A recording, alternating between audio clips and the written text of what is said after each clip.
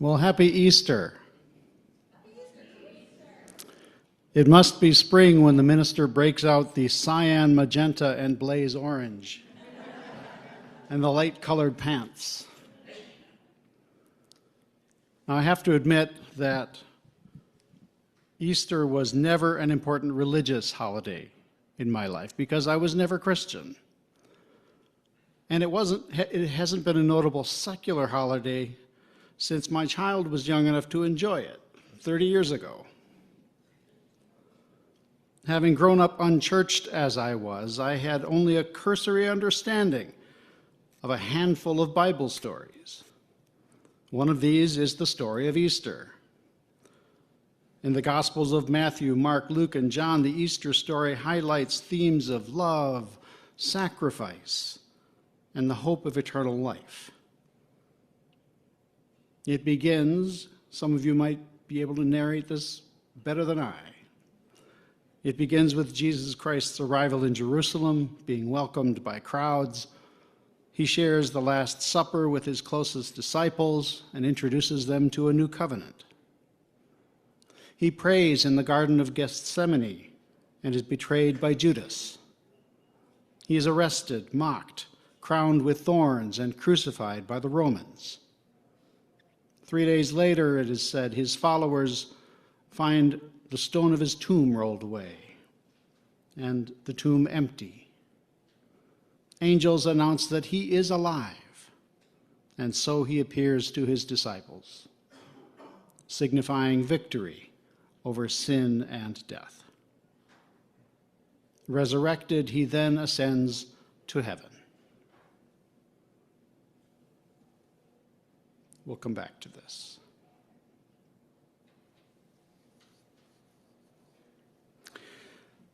The human tendency to seek immediate gratification has gotten easier over time, I would say, with cultural, social, and technological changes. We want what we want, when we want it. Who has an example? Shout it out.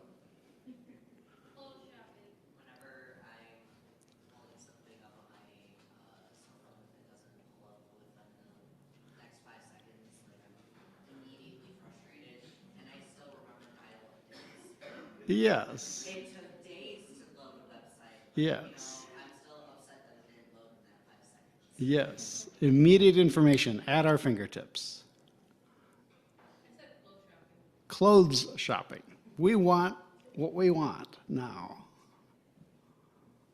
A streaming series that only rolls out 1 episode a week. A streaming episode that rolls out only 1 episode a week. Yeah? Okay.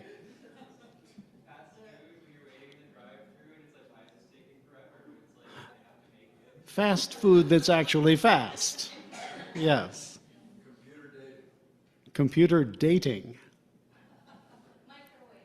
Microwaves.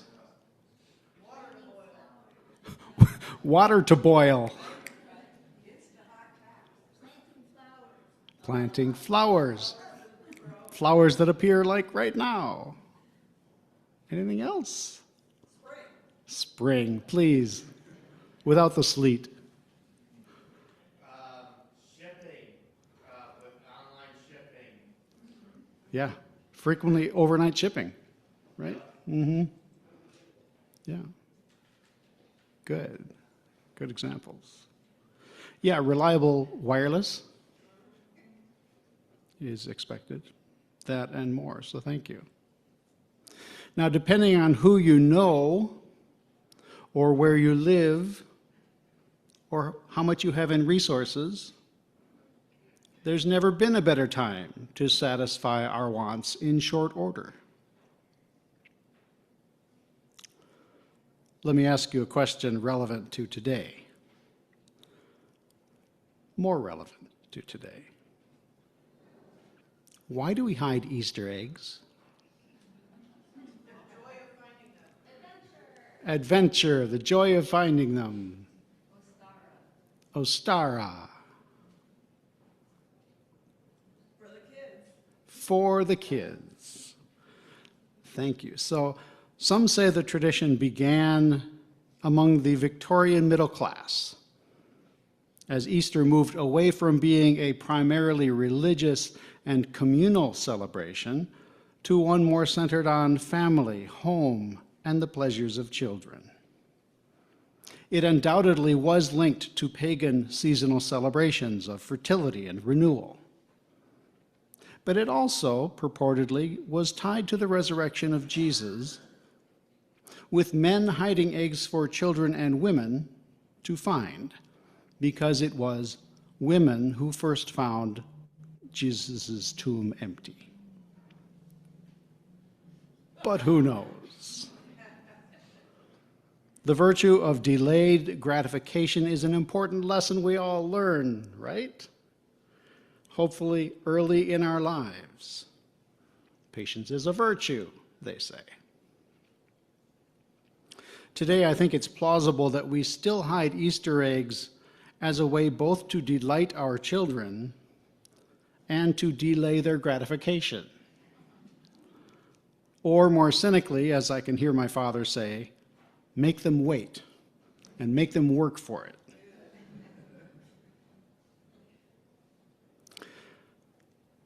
Our worship and faith formation theme this month is embracing possibility, and today's service is anticipation. To one degree or another, or depending on our level of privilege, many of us are pretty comfortable with the status quo.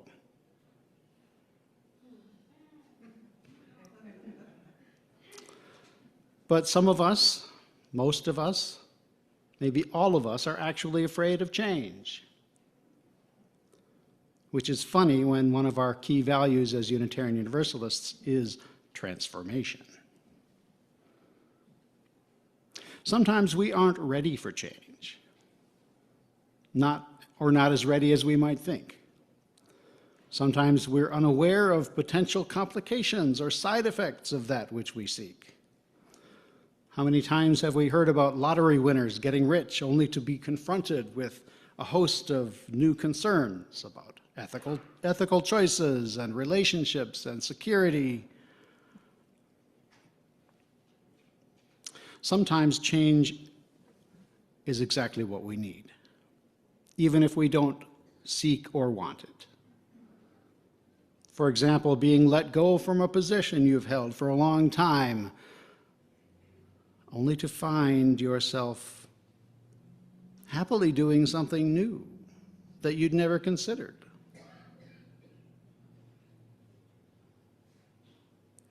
I know I have examples of that. And you might too. It is possible to embrace change without succumbing to fear or despair. Many of you are familiar with the quote, "Action is the antidote to despair." Yeah?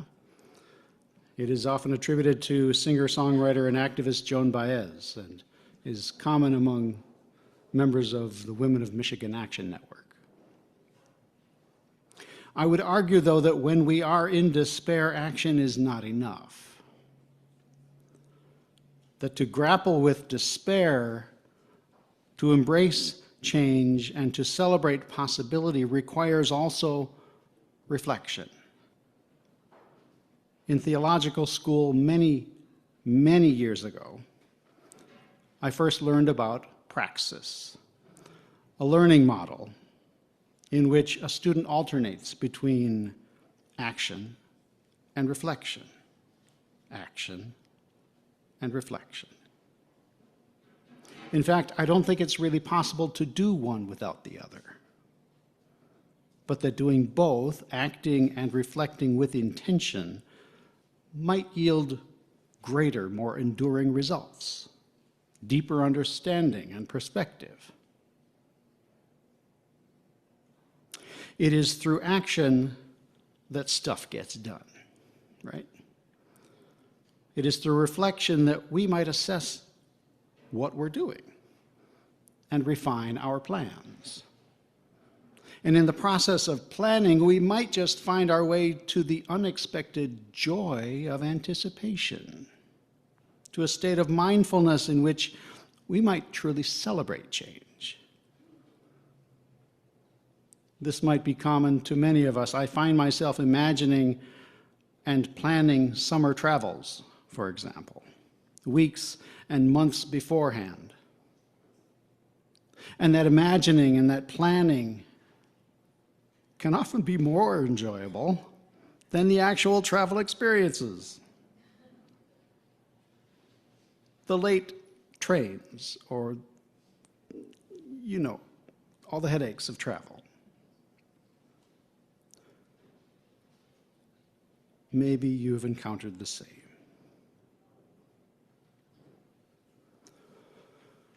Now, how many of you have heard the term prey sighting?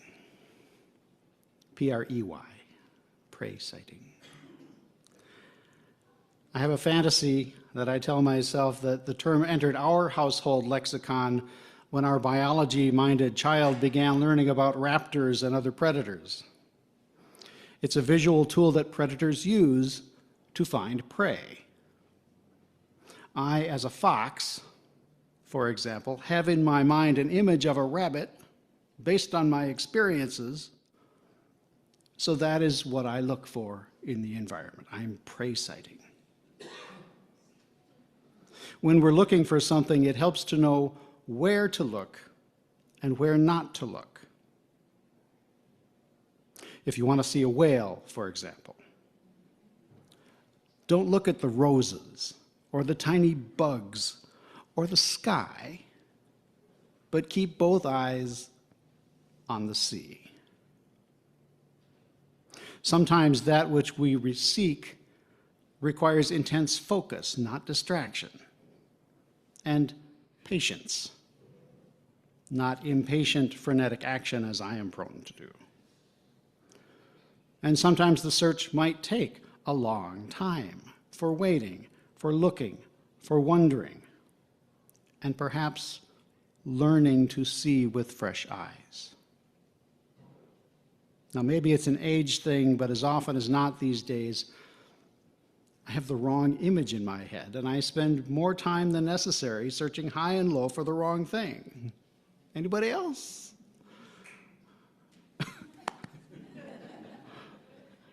The wife claps.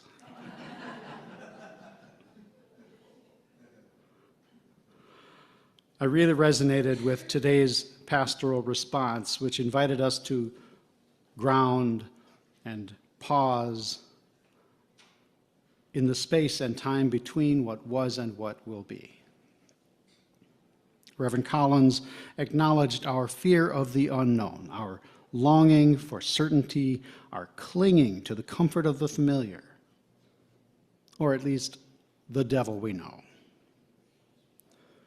She reminded us that possibility is not a promise, but a fragile, alive invitation to move forward in trust rather than with clarity.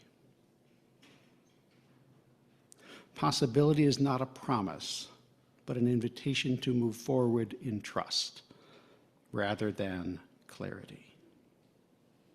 When the path before us is unclear, when we experience loss or life is frankly kicking our butts, she invited us to embrace faith in the possibility of something clearer, something better. Because despite it all, some part of us still reaches, still wonders, still hopes. She invited us to trust that in our reaching, in our wondering, our choosing, we already are forming and carried by a love that will not let us go. Instead of us dwelling in fear and dis-ease with the unknown, she invited us to meet what is yet unfinished with tender hands and open hearts. Or as my therapist would say, curiosity. And to meet the rising sun with courage and lean into the work of shaping or co-creating that which is possible together. Which brings us back to the Easter story. The Reverend Scott Taylor's view is that we dishonor the story by making it smaller than it is. I interpret this as we rational humanist types can miss the story's underlying meaning when we dismiss the described miracle of resurrection. He wrote that the Easter story doesn't call us to the sun will come out tomorrow, or carpe diem, or glass half full kind of hope. It calls us to consider and embrace what is possible when the glass has been shattered, our lives ripped to shreds in a living hell. It is a story that says even when we might feel stuck in the depths of struggle or of grief or of the worst that life might throw at us, we can come back out.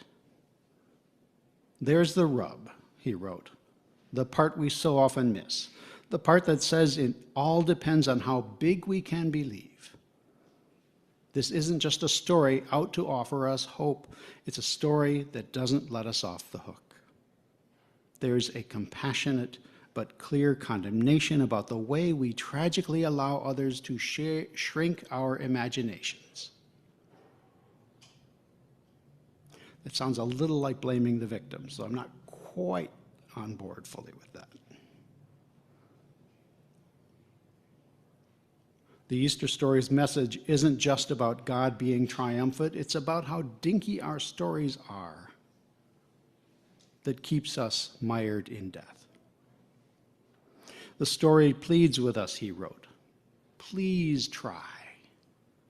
For your sake, yes, but for others too. Because if you can call up the courage to imagine that unimaginable possibilities are on the way, even the most soul-crushing stones can be rolled away.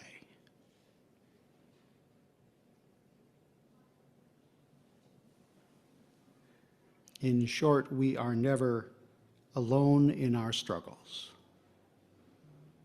We have within us, beyond us, and among us the capacity to overcome life's hardships.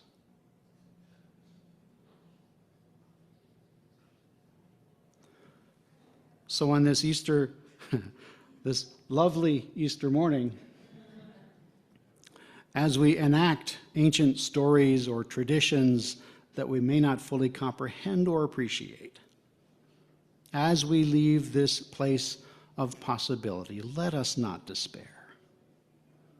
Let us not be distracted, misdirected, or impatient.